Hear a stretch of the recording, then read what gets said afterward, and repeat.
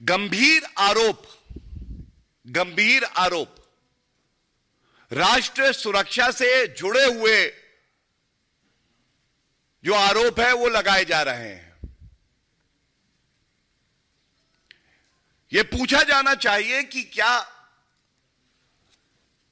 पत्रकारिता का मुखौटा पहनकर अंदर आपकी सूरत इतनी घिनौनी होगी कि वो देश के खिलाफ काम करेगी, और जब जांच एजेंसी अपना काम करेंगी तो आप कहेंगे कि ये पत्रकारिता करने से रोका जा रहा है। और दुख की बात तो यह है कि जब न्यूज क्लिक पे कार्रवाई होती है तो जो पत्रकार है कुछ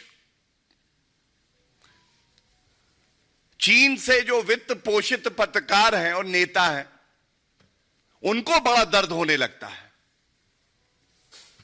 इसमें जो ईमानदार पत्रकारिता को बदनाम करते हैं ऐसे पत्रकार और घमंडिया के कुछ नेता निर्वस्त्र हुए हैं। उनका घिनौना चेहरा देश के सामने आया है।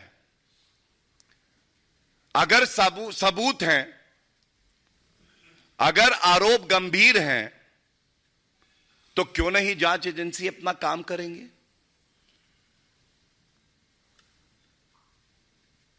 अगर कोई विदेशी शक्ति भारत को कमजोर करने के लिए फंडिंग करती है और उस पर ठोस कार्रवाई जांच एजेंसी करती है, तो घमंडिया के नेताओं को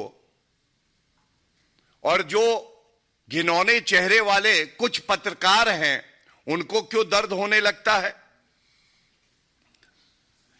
इनकी आस्था न्यायालय में नहीं है, क्योंकि आज की खबर है कि दिल्ली के कोर्ट ने जो फाउंडिंग एडिटर है न्यूज क्लिक के,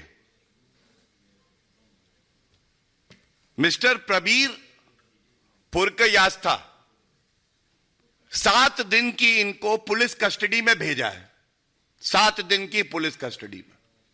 तो जो ये हो हल्ला कल से मचाया जा रहा था, पत्रकारिता की बात करी जा रही थी, चौथा स्तंभ है, बिल्कुल है, लेकिन एक सच्चा ईमानदार भारतीय पत्रकार एक विरोधी देश से फंडिंग नहीं लेगा, वो भारत को दीमक की तरह खाएगा नहीं। और इसीलिए बिल्कुल स्पष्ट ये यहां से बताना चाहते हैं कि पहला पुख्ता सबूत है जो खबर आ रही है, इसीलिए मनी लॉन्ड्रिंग का और यूएपीए का मामला दर्ज किया गया है।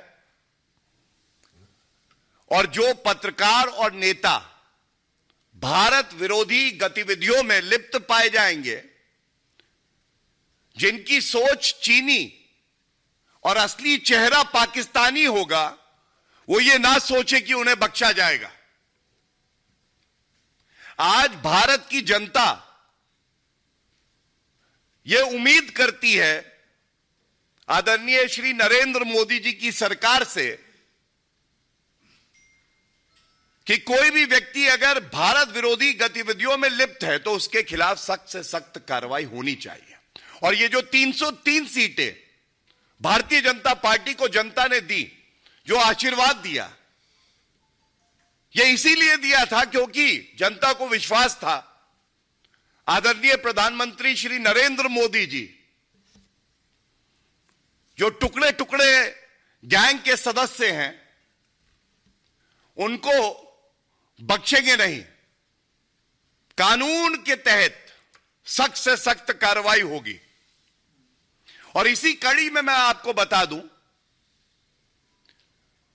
न्यायालय में, कानून में, संविधान में, चाहे वो घमंडिया कांग्रेस हो,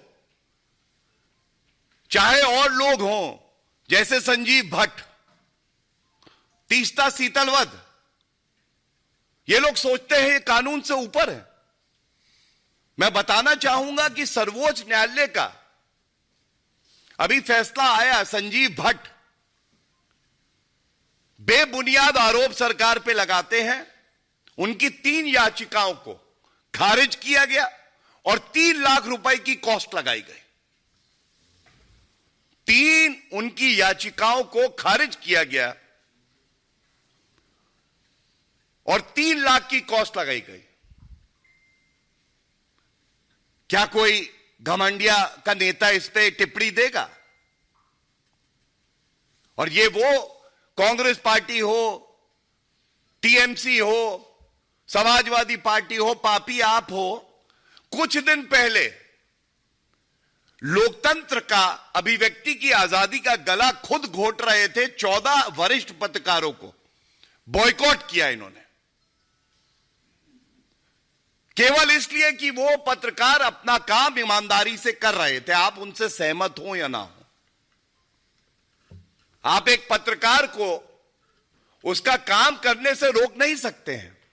देश की जनता ने इस घमंडिया को, इंडी अलायंस को बॉयकॉट कर दिया।